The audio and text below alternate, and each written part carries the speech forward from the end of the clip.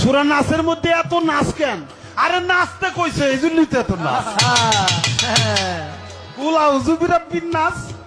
একজন সূরা নাসের তর্জমা করেছে এভাবে, কুল আউযু বিরাব্বিন নাস, আল্লাহ খালি মালিকিন নাস, ইলাহিন নাস, আল্লাহ শুধু নাচতেই বলছে, নাচতেই বলছে, নাচতেই বলছে, নাউজুবিল্লাহ।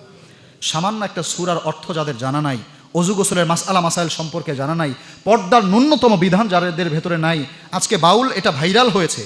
ভাইরাল হওয়ার জন্য আমরা বাউল সম্প্রদায় সম্পর্কে ধারণা পেয়েছি, কিন্তু আমি আরও আগের থেকেই কিছু কিছু ভিডিও মাঝে মধ্যে আমার সামনে এসেছে, আমি এটা শুনেছি। বিশেষ করে আমার শ্বশুরবাড়ি এলাকায় মাঝে মধ্যে এই বাউল সঙ্গীত হয়, আশপাশে প্রচুর মাজার পূজারি, যার কারণে আমি যখন বেড়াতে যাই শ্বশুর বাড়িতে প্রায় সময় দেখি, বিশেষ করে এই সময়টাতে গেলে কোনো না কোনো রাতেই এই গানগুলো আসে কানের মধ্যে। তো রাতে আর ঘুম হয় না, এই গানগুলো শুনি আমি। তো দেখি এরা সব সময় আগে থেকেই, নতুন নয়, আদম আলাইহিস সালাতু ওয়াস সালাম সম্পর্কে, কোরআন সম্পর্কে, সাহাবা ইকরাম সম্পর্কে, রাসূলুল্লাহ সাল্লাল্লাহু আলাইহি ওয়াসাল্লাম সম্পর্কে আজগবি বানোয়াট কথা, এবং যে সমস্ত আকীদা বিশ্বাস নিজের ভেতরে যদি লালন করেন, আপনার ঈমান থাকবে না।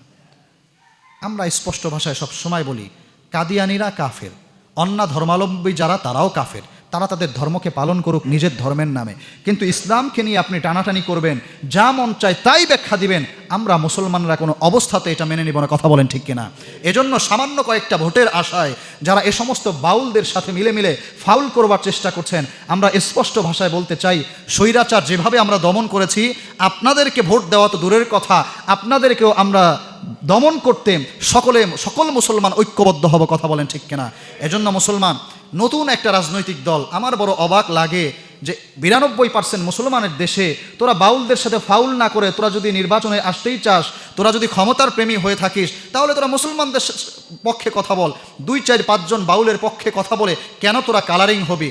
আমাদের ধারণা এখান থেকে স্পষ্ট, ইসলামিক রাজনৈতিক দলগুলো বাদে আপনি এনসিপি বলেন, আওয়ামী লীগ বলেন, বিএনপি বলেন, আমার সুস্পষ্ট বক্তব্য, যারা বাউলদের পক্ষে নিয়ে যারা ফাউল করেছে, আমরা সকলকেই পরিত্যাগ করি, আমরা কেউকে বন্ধুরূপে গ্রহণ করি না, আমরা চাই না আগামীর ক্ষমতা তাদের হাতে আসুক। কথা বলেন ঠিক কিনা? এজন্য মুসলমান, আল্লাহর পক্ষে আসবেন, আপনার পক্ষে আমরা আছি, আল্লাহর কথা বলবেন, আপনার পক্ষে আমরা আছি।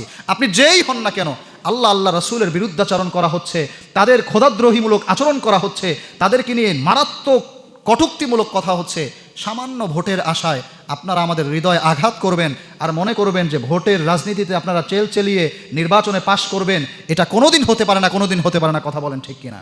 মোহতারাম হাজরিন, আজকের আলোচ্য বিষয় শেষ একটি অংশ, সময় যেহেতু কম, আমি সংক্ষেপে বলছি।